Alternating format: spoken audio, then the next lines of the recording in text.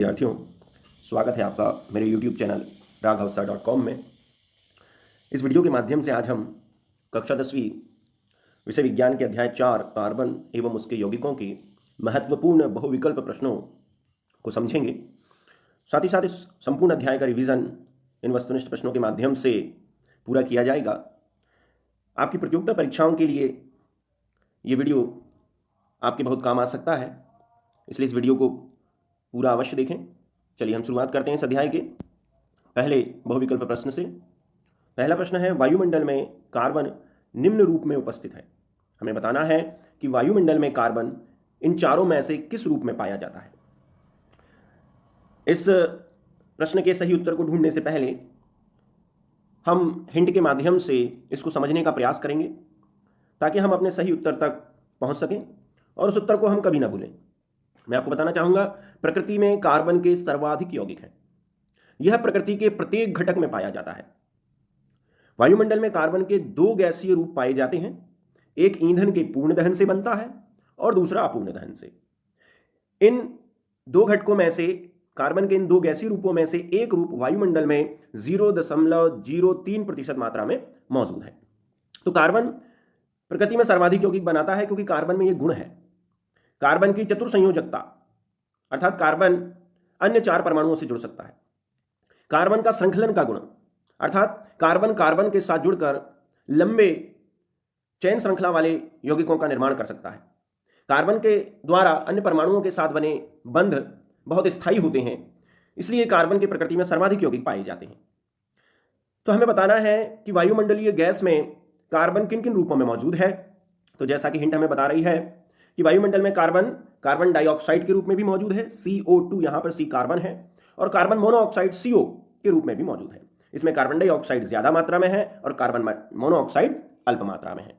तो हमारे इस प्रश्न का सही उत्तर है विकल्प नंबर 4, अल्प मात्रा में कार्बन मोनोऑक्साइड एवं कार्बन डाइऑक्साइड। चलिए दूसरे प्रश्न की ओर हम बढ़ते हैं। अमोनिया के एक अणु, अमोनिया का सूत्र NH3 है, अमोनिया के एक अणु में है, हमें बताना है अमोनिया के एक अणु में नाइट्रोजन और हाइड्रोजन परमाणुओं के मध्य एकल बंध होते हैं, द्विबंध होते हैं या त्रिबंध होते हैं, या एकल, द्वि और त्रिबंध सब साथ साथ होते हैं। तो इसके पहले हमें अमोनिया अर्थात NH3 की संरचना को देखना पड़ेगा। चलिए हिंट हमारी इस कार्य में मदद करेगी। यहां समझाया गया है, सहसंयोजी यौगिकों में परमाणुओं के मध्य 3 प्रकार के बंध होते हैं। सहसंयोजी यौगिक अर्थात ऐसे यौगिक जिनमें परमाणुओं के मध्य इलेक्ट्रॉनों की साझेदारी होती है, लेन देन नहीं होता, इलेक्ट्रॉनों की साझेदारी होती है और साझे के इलेक्ट्रॉनों पर दोनों परमाणुओं का समान हक होता है। तो सहसंयोजी यौगिकों में परमाणुओं के मध्य 3 प्रकार के बंध होते हैं। एकल बंध, दो परमाणुओं के मध्य इलेक्ट्रॉनों के एक युग्म की साझेदारी द्वारा बना बंध हम एकल बंध कहलाता है। जैसे हम हाइड्रोजन की बात करें, हाइड्रोजन में H2 हाइड्रोजन गैस में हाइड्रोजन और हाइड्रोजन परमाणुओं के मध्य, ये देखिए, एकल युग्म इलेक्ट्रॉनों के एक युग्म की साझेदारी होती है। युग्म का मतलब होता है जोड़ा, अर्थात दो इलेक्ट्रॉनों के मध्य साझेदारी है, या इलेक्ट्रॉनों का एक युग्म साझा कर रहा है और हाइड्रोजन हाइड्रोजन परमाणुओं के मध्य केवल एक बंध बना हुआ है, तो इन्हें हम एकल बंध सहसंयोजी यौगिक कह देते हैं। उदाहरण H2। द्विबंध, इलेक्ट्रॉनों के दो युग्म की साझेदारी से बना बंध द्विबंध कहलाता है। इसका उदाहरण है ऑक्सीजन। ऑक्सीजन में देखिए O2 में 2 ऑक्सीजन परमाणु हैं और इन दोनों ऑक्सीजन परमाणुओं के मध्य 2 इलेक्ट्रॉन युग्म के मध्य साझेदारी है और ऑक्सीजन ऑक्सीजन परमाणुओं के मध्य 2 बंध बने हुए हैं एक साथ, तो इसे हम द्विबंध प्रकार के सहसंयोजी यौगिक कह देते हैं। त्रिबंध, अगर इलेक्ट्रॉनों के 3 युग्म के मध्य साझेदारी हो तो उसे हम त्रिबंध कहेंगे। इसका उदाहरण है नाइट्रोजन गैस N2। यहां पर नाइट्रोजन नाइट्रोजन परमाणुओं के मध्य 3 जोड़ी इलेक्ट्रॉन या इलेक्ट्रॉनों के 3 युग्म की साझेदारी होती है, अर्थात नाइट्रोजन और नाइट्रोजन परमाणुओं के मध्य 3 बंध बने होते हैं। इन्हें हम त्रिआबंधी सहसंयोजी यौगिक कहते हैं।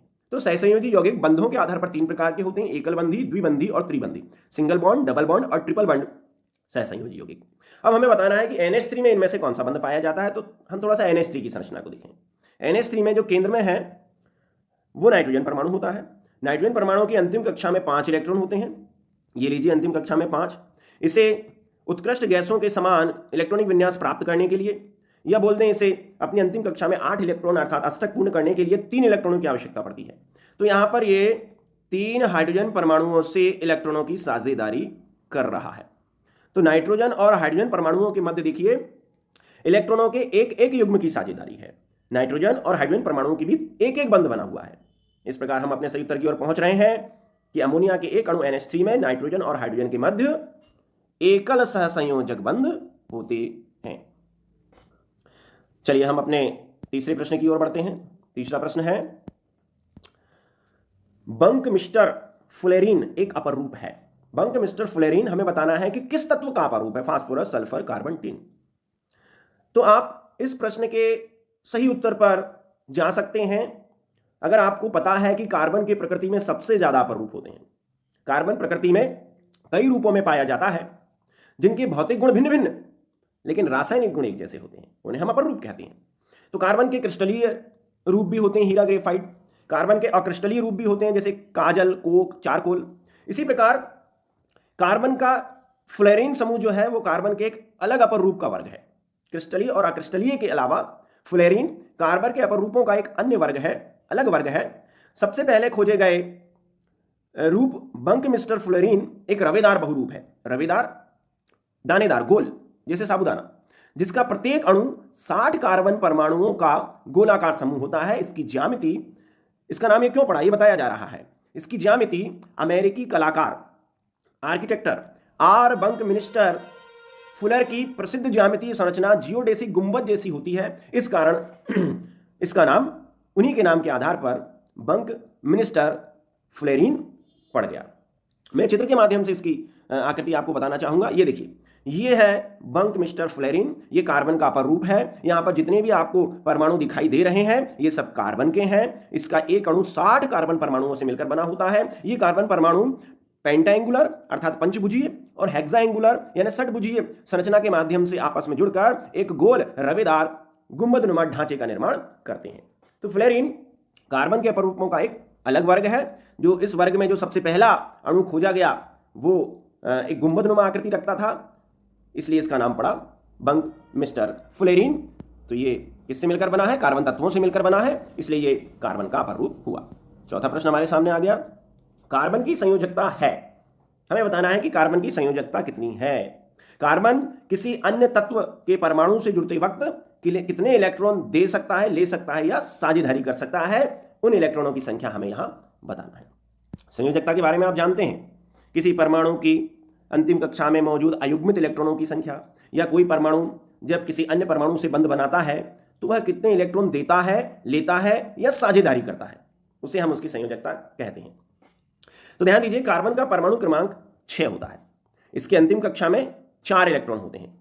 इसका इलेक्ट्रॉनिक विन्यास करके देख लीजिए, कार्बन का परमाणु क्रमांक 6 और परमाणु द्रव्यमान 12 है। अगर हम इसका इलेक्ट्रॉनिक विन्यास करके देखें तो पहली कक्षा में 2 और दूसरी अंतिम और संयोजी कोष में 4 इलेक्ट्रॉन होते हैं।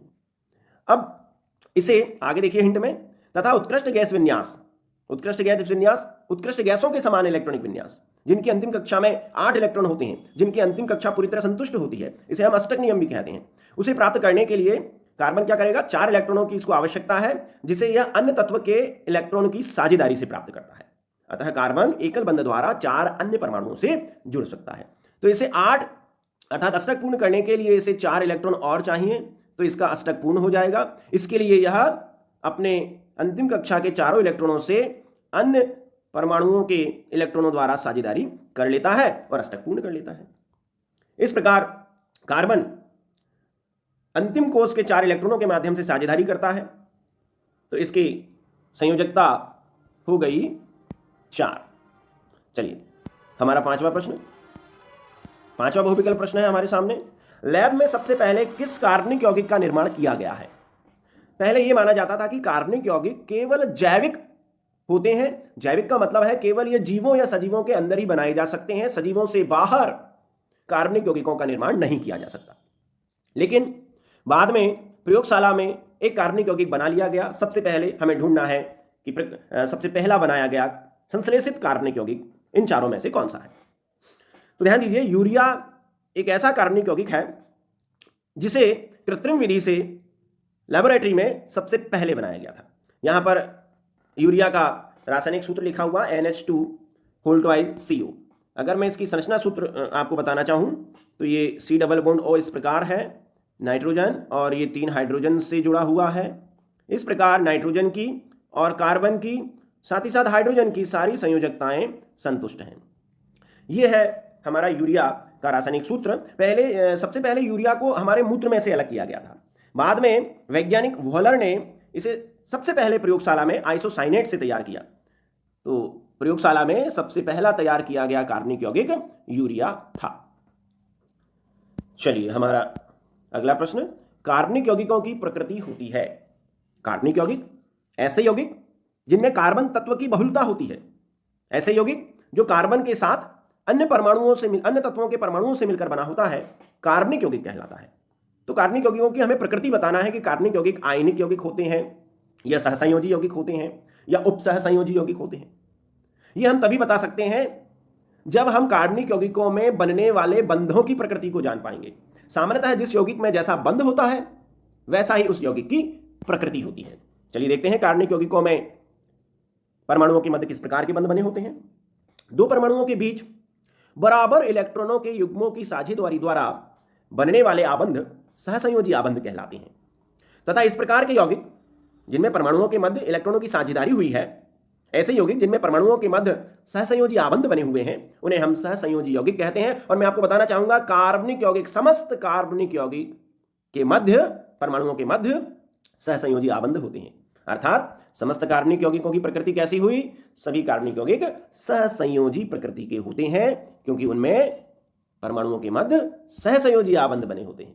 चलिए हमारा 7वां प्रश्न, क्लोरीन कमरे के ताप पर संतृप्त हाइड्रोकार्बन से क्रिया करती है। संतृप्त हाइड्रोकार्बन से क्लोरीन की क्रिया, तो हमें बताना है कि संतृप्त हाइड्रोकार्बन से क्लोरीन जब क्रिया करता है तो उसे एक उत्प्रेरक चाहिए। वह बाह्य उत्प्रेरक क्या है? क्या वह सूर्य के प्रकाश की उपस्थिति में क्लोरीन संतृप्त हाइड्रोकार्बन से जाकर जुड़ता है, या उसे सौर प्रकाश नहीं चाहिए, या जल या हाइड्रोक्लोरिक अम्ल वहां उत्प्रेरक का काम करता है? यह हमें तभी पता चलेगा जब हम इस हिंट को देखेंगे। प्रतिस्थापन अभिक्रिया क्या होती है, वो अगर आपने याद रखा तो आप इस बहुविकल्प प्रश्न का सही उत्तर बता सकते हैं। प्रतिस्थापन अभिक्रिया, सूर्य के प्रकाश की उपस्थिति में अति तीव्र अभिक्रिया में क्लोरीन का हाइड्रोकार्बन में संकलन होता है, अर्थात क्लोरीन हाइड्रोकार्बन से जाकर जुड़ जाता है, उसमें प्रवेश कर जाता है। क्लोरीन एक एक करके हाइड्रोजन के परमाणुओं का प्रतिस्थापन कर देती है सूर्य के प्रकाश की उपस्थिति में। कमरे के ताप पर यह होने वाली अभिक्रिया बहुत तेजी से होती है। देखिए समीकरण के माध्यम से यहां आपको समझाया गया है। CH4 एक संतृप्त हाइड्रोकार्बन है।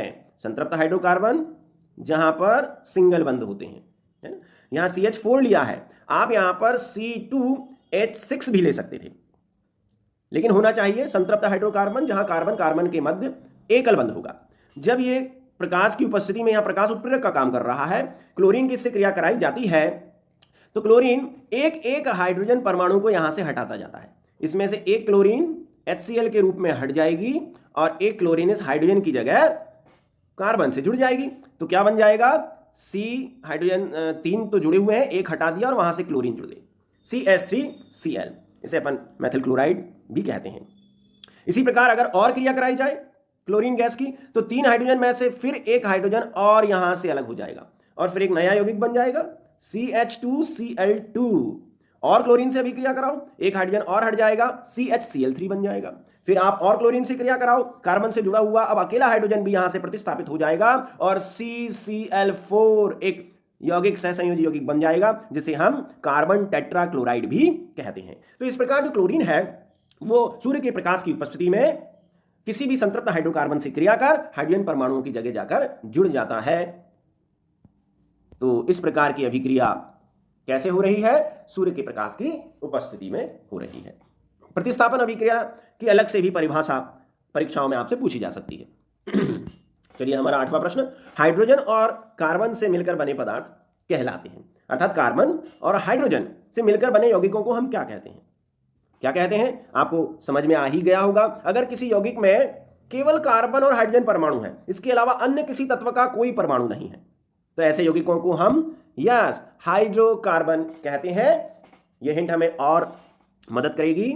ऐसे कार्बनिक यौगिक जो केवल कार्बन एवं हाइड्रोजन परमाणुओं से मिलकर बने होते हैं, हाइड्रोकार्बन कहलाते हैं, जैसे मेथेन, एथेन, है ना, एथीन, एथाइन, बेंजीन। और हाइड्रोकार्बन जो होते हैं, जो सिर्फ कार्बन और हाइड्रोजन परमाणु से मिलकर बने होते हैं, ये बड़ी ही लंबी श्रृंखला वाले यौगिक होते हैं और इनका अणुभार या मॉलिक्यूलर वेट भी बहुत अधिक होता है और ये स्थायी यौगिक होते हैं। इनका उपयोग ईंधन के रूप में किया जाता है क्योंकि यहां पर बंधों की संख्या ज्यादा होती है, तो जब ये बंध टूटते हैं तो बहुत सारी ऊर्जा पैदा होती है, इसलिए कार्बनिक यौगिकों को सामान्यतः ईंधन के रूप में इस्तेमाल किया जाता है। जैसे हम ब्यूटेन को ही देख लें, C4H10 जो हमारे सिलेंडरों में भरी हुई आती है, ये भी एक हाइड्रोकार्बन है क्योंकि यह सिर्फ कार्बन और हाइड्रोजन परमाणुओं से ही मिलकर बना हुआ है।